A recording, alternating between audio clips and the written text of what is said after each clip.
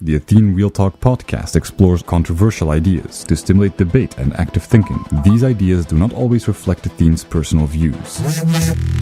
Welcome to the Athene Real Talk Podcast. He has been called the best gamer in the world, hands down. World-famous gamer and philanthropist Athene. Gaming for Good, it's called, has raised more than $20 million. Using his notoriety to raise money for charity. On activism, science, culture, and self-development. Proud to have him in the studio today. I would not want to take you on in a video game. I wanted to talk about charity because it's very interesting to think about it. The fact that when I say charity, you guys group it all together. But when it comes down to charity, you have many different types of charities. You have charities that are extremely inefficient, and you have charities that are way more efficient. So if you just choose to donate your money to charity, that money, when donated to the right charity, can have exponentially more impact, can do exponentially more good. Yet, when it comes down to the intersubjectivity, giving to charity is all the same. But it is not. Because when it comes down to actual ripple effect of your money, certain charities are complete garbage to the point where they're just blatant scams, while other charities try to do really good work. And we have this tendency to just, when you give, you give. I mean, like you already gave, right? While the disconnect between just giving and the impact of what that giving does should not be disconnected, because that's the reason why you give in the first place. But we live in such a intersubjective dictated reality where people just disconnect the giving by the impact and don't take responsibility for what the giving does. But then most of the time you're better off keeping that money and doing something more productive with it yourself than giving it to a shitty charity. So why is that? It's because people give to charities in an impulsive way, an emotional impulsive way. They don't really think it through. They just go like, for tax deductions or whatever. The thing is though, do you know how that translates, this emotional giving, which is completely derailed? Because when you disconnect the giving from what the giving actually does, you have a very derailed system where there is so much money that goes to charity that if it would go to the right charities, a lot of the problems that the world faces wouldn't even exist. Actually, there's trillions of dollars that go to charity. Trillions. If that money would be spent properly and would be managed properly, a lot of the current conflicts and the current poverty would just not exist. This has crazy ripple effects that even I experienced myself. And I will explain you guys some really nice story. And it boils down to how absurd it is to be charitable and giving from a pure emotional angle without thinking about the actual consequences of what you give. You can see one kid in a little picture saying like, oh, I need this, I need that, whatever, which is bad, of course. It's sad, but hey, like you would literally be more inclined to give $1,000, $500 to one child that has a chance to get a cure for cancer, a small chance, when you're confronted with the right pictures, with the right feedback, than using that money to literally feed 1,000 kids in Africa, for example. Even though on a humane level, even you would not disagree that a child is a child. But if your emotional buttons are not pushed right, you tend to make these people tend to make these completely dysfunctional actions and then still feel good about it, while what they did was not that great of an act of kindness. It was more an act of selfishness, because that money could be spent better to avoid actual crazy suffering in the world. That's why I always say that cognitive empathy, empathizing from a cognitive layer, is way more superior, is way more advanced, yields way better results than emotional empathy, because emotional empathy is much more unstructured, doesn't have as much consistency, and also brings about a paradigm where you have this kind of shit where people would give literally $500 to a kid that has a chance to survive rather than saving or feeding 1,000. That also translates into something else, which is when we read about that one story in the newspaper of that one person dying or whatever, we are very much emotionally gravitating towards it. But if there is thousands of people dying every single day, or there is whatever, like a famine or whatever, and we see a number like 1 million, we don't care.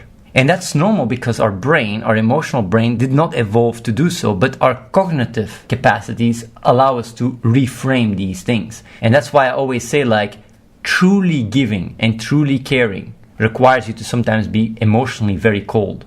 If I'm approached by a family member to donate $1 million or $100,000 to save the life of their son or whatever, well, I would want to. Emotionally, I would want to. I'm not a fucking psycho.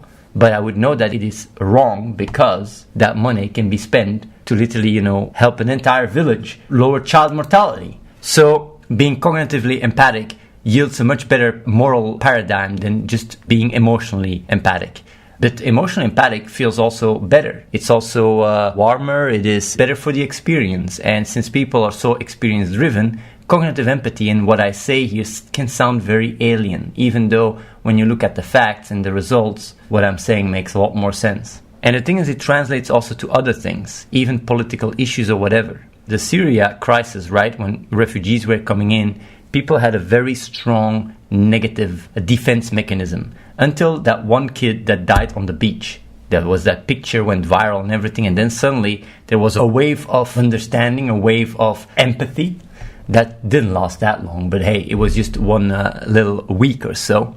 And it's because we identify with the death of one, but we don't identify with the death of millions. The millions is just a statistic. One is murder or whatever. It's a broken way of going about life. It's very dishonest. It's very dysfunctional.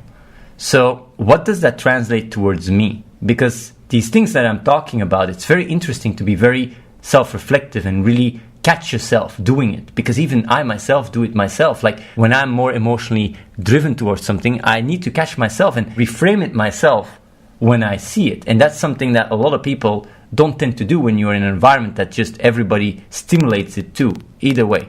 Another example I wanted to give is when it comes down to people that need help. We have very simple, very conditioned thoughts that we use to justify what we do. For example, with the Syria crisis, I like the Syria crisis because we're partially responsible for it as Europe and US. Either way, people come in with phones, with cell phones. Oh, they have phones, therefore they can take care of themselves. They have money for a phone, therefore they don't have issues, right? And it's because we don't understand that when they were just having a normal life like us, they had luxuries and everything. They get bombed, whatever, they lose everything. The only thing they can carry around and run away with is their phone. That's literally their lifeline. Without the phone, they have no contact to the outside world, no contact, nothing. And yet still, we see a phone, we connect it with our own concept, through our own experience, think like, yeah, I can't even afford that phone. What are we helping them? It's just completely lunacy. And that comes to my other example. When I go to the field, right, because I went to Ethiopia, I went to Mali, I went to Indonesia. When we raised more than $23 million for children in need, right, there were certain places when I went there that people were not looking poor. They were very poor. They had almost no food, but they didn't look poor. And the thing is that when people look at poverty, they look at poverty. They don't think about the lifestyle of poverty, no food, no education, no this, no that. No. They look at it like, you gotta look poor, you gotta look dirty. If you wash yourself and you look clean and you have clothes that look a bit clean, you're not poor. So like even when we went to, Indonesia, it was a problem with Indonesia. When we wanted to make videos and raise awareness around child mortality and such, we literally had to go and take certain angles to make it look very ghetto-ish. Because if the people were more cleaning and the environment looked more cleany, people would just think these people can take care of themselves. They're not dirty. And that's the thing, like, we have these crazy biases and this complete lack of perspective and understanding that is on a certain level almost insulting, that we carry around to justify our behavior that is extremely destructive. And then we also have the audacity to use that as an argument, even when facts disprove this way of thinking completely. But yet we still use our own little ivory tower and our own little bubble to justify how we look at things. And the problem here is that this type of mentality or this kind of awareness isolates yourself and disconnects you from reality. It doesn't help you grow. It doesn't help you adapt. It doesn't help you connect with the world. It isolates you. It turns you into a bigot.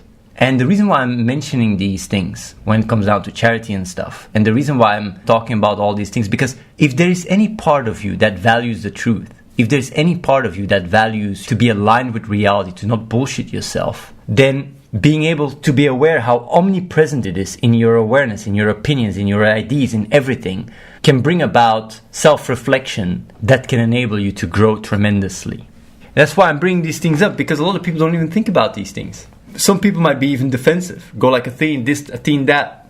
I just say these things to highlight your potential and the extent to which you guys can do so much for the world.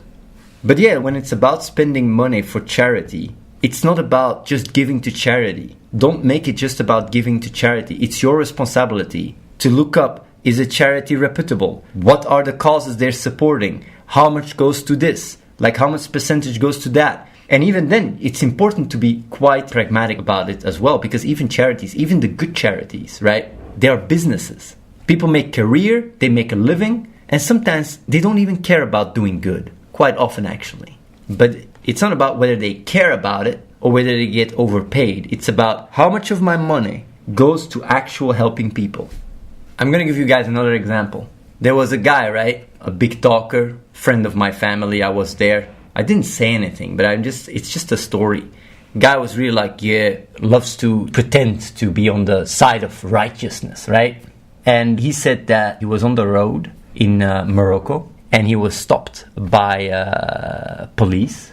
And normally in police, at least back in the days, like 10, 15 years ago, 20 years ago, you gave you a passport and you put money in your passport and they let you go. If you don't do that, they start doing checkups. And if you have the wrong guy and they see you're a tourist, I mean, they keep you staying forever. And the guy was really like proud, saying like, yeah, that he was stopped. And his wife was next to him and he gave his passport and they were starting to talk to him and basically finding problems. And he was like, yeah, it's not right. And I was this and that. Guy ended up in fucking jail. Well, jail ended up being sent to the police office, and he was really so proud. Wasted like almost a day. And that's the thing, like this story, right? When you tell it to normal people, they would think like, but that's really cool. He's fighting the status quo. He's making people realize, no, he didn't do shit, first of all. He ended up wasting a lot of time, getting himself in trouble, and he didn't change the system at all.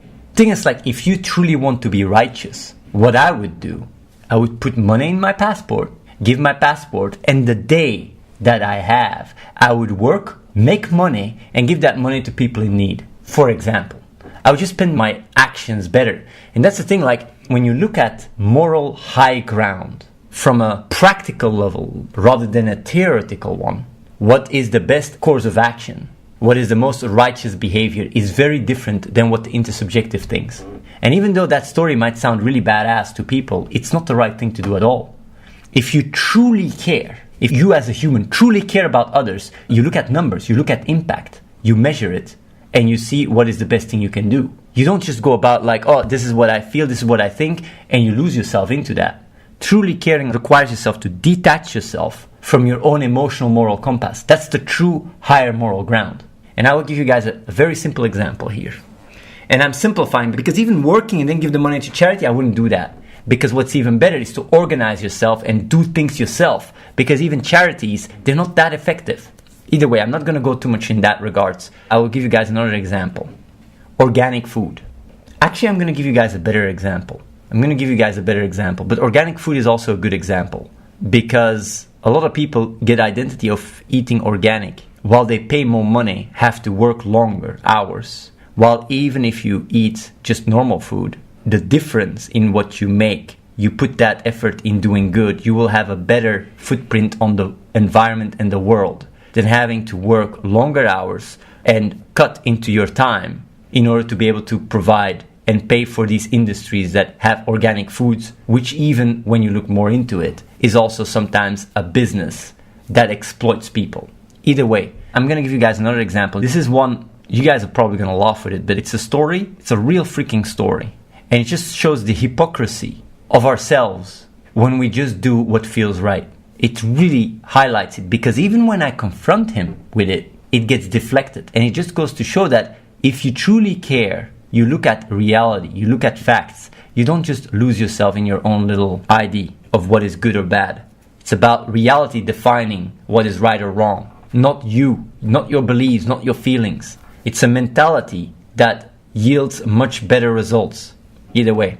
A good old friend of mine, he bought an apartment, and what he had is he had an entire installation in the bathroom, which had water that evaporates and starts dropping, right? And it dropped into the bath. So what he did was he had a system set up where he catches that water in a bin, and he used that bin to flush the toilet. And he set up days to make that system. And he was really proud of himself. It was really like, look, I'm contributing to the world.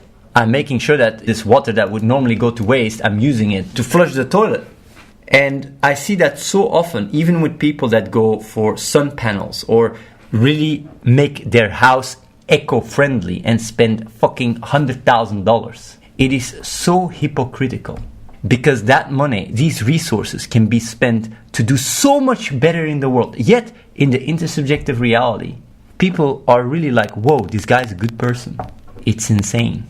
And when you confront them with that, it doesn't bring about like, yeah, this is a point. No, they're attached to it. It's just their own spiel. It's still better than using 100K for a Ferrari. It's still better than that. But still, when it comes down to people that want to be more righteous, that gravitates more towards it, man, oh man, being honest to yourself can literally change the world. If everybody on the planet would be doing that, the difference would be insane. Ronichi says, Athene, I get your point of your friend's toilet that was stupid. However, I do believe solar panels on every roof of every house does contribute to a better planet. Well, the thing is, though, you have to see, I will give you a really good example here, right? When you go about it in that regards, right, you are looking at it in a very non-practical sense. You use the theory of a solar panel on every roof on every house on the planet.